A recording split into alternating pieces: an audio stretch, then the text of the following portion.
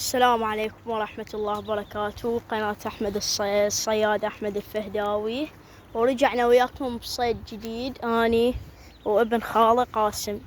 هسه راح أشوفكم الصيد.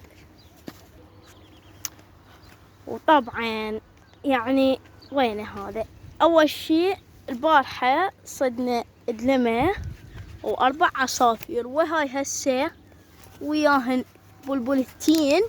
وإيه هذا تخيلوا لي اياه، بس شوفوا لي اياه ايش سمنه. وهذا بلبلتين، وهناك من ذاك الشيش وصدته. هسه اشوف لكم مكانه.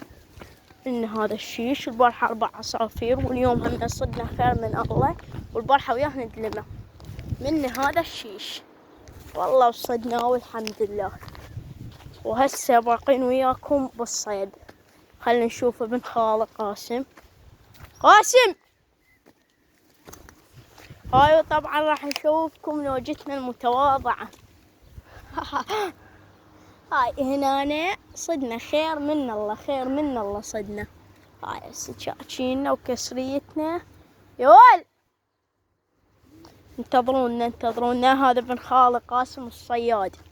هاي ام الخير. طبعا قاسم ايش قد صدنا؟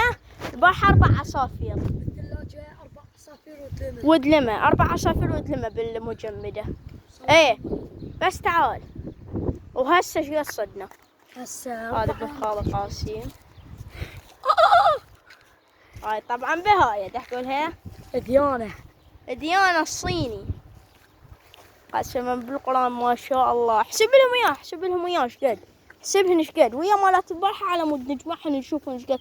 بس ما شاء الله يا ولد هذا الكبير، يعني ما شاء الله ايش قد كبير تقوله. طلي اي طلي سبحان الله. طلي مو الحق عين الطليات. وبالزعر لا بلبلتين.